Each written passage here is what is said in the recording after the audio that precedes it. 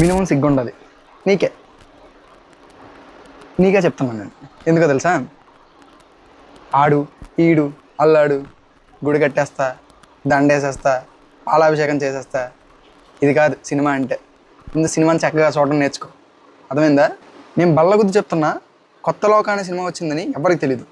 ఒకవేళ తెలియకపోతే ఇప్పుడే వెళ్ళి చూడండి. ఎందుకో తెలుసా?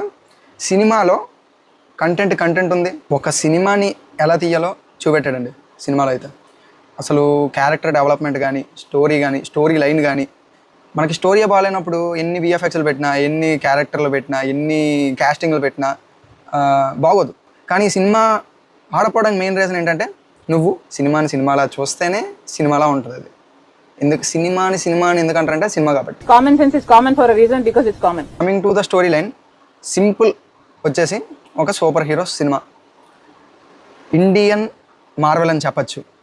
ఎందుకంటే సినిమాలో ఈచ్ అండ్ ఎవ్రీ క్యారెక్టర్ పెట్టినందుకు వాళ్ళ పాత్రను వాళ్ళు పోషించి మనకి ఓకే వీడు ఎందుకున్నాడు అని చేసేలా చేశారు.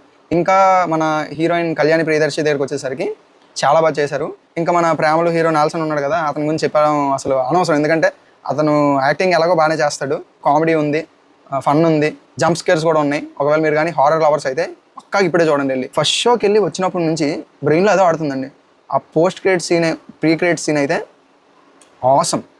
ఆసమ్ అంటే ఇంకా మ్యూజిక్ అంటారా, చెప్పనవసరం లేదు. ఎందుకంటే జేఎక్స్ బెజాయ్ కొట్టాడు. జేఎక్స్ బెజాయ్ కొడితే ఎలా ఉంటుంది తెలుసు కదా, అలా ఉంటుంది అన్నమాట. సో అలాగే ఉంది మ్యూజిక్ కూడా, ఎక్కడ తీసుకోలేదు. విజువల్ ఎఫెక్ట్స్ నా దృష్టిలో visual effects are the only auxiliary part to the story line బాగోకుండా నువ్వు అవతార్ లెవెల్ విఎఫ్ఎక్స్ పెట్టినా ఎవడు చూడ్డు.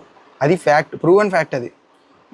ఇంకా ఎందుకులేండి, మన ఇండస్ట్రీ సినిమాలో పేర్లు ఇప్పుడు ఎత్తితే నన్ను తిడతారు. కాబట్టి వాళ్ళని తిట్టకుండా ఈ సినిమా బాగుందని చెప్తున్నాను అంతే. హైలైట్ విషయం ఏంటంటే సినిమాలో చాలా ట్విస్టులు ఉన్నాయి. అవి ట్విస్ట్లు అని మీరు చూసాక అర్థమవుతుంది అన్నమాట. Story boarding, if you know about the movie and technicalities, మీకు స్టోరీ బోర్డింగ్ అంటే అర్థమవుద్ది. ఆ స్టోరీ బోర్డింగ్ అనేది ఎంత బాగా ప్రిపేర్ చేసుకున్నారంటే, ఆ స్క్రీన్ ప్లే కానీ, ఆ స్టోరీ బోర్డింగ్ కానీ, ఆ క్యారెక్టర్ డెవలప్మెంట్ కానీ అసలు చాలా బాగుంది. It's a must watch. Friday వస్తుంది, సాటర్డే వస్తుంది, సండే వస్తుంది. ఈ 3 రోజుల్లో చూసి పడేయండి. ఎందుకంటే చూడపోయి తర్వాత ఓటీటీలో వచ్చాక మీరు చూసి ఈ సినిమా హాల్లో మిస్ అయిపోయానే అని బాధ మాత్రం పడద్దు. ముందే చెప్తున్నా, రేపో ఎల్లుండో అవతలనాడు వెళ్ళి చూసేయండి. చూస్తే అమ్మయ్య ఇన్ని రోజులకి ఎంత మంచి సినిమా చూసానా అనే ఫీలింగ్ మీకు రాకపోతే నా కామెంట్లో కామెంట్ పెట్టి తిట్టండి. ఓకేనా?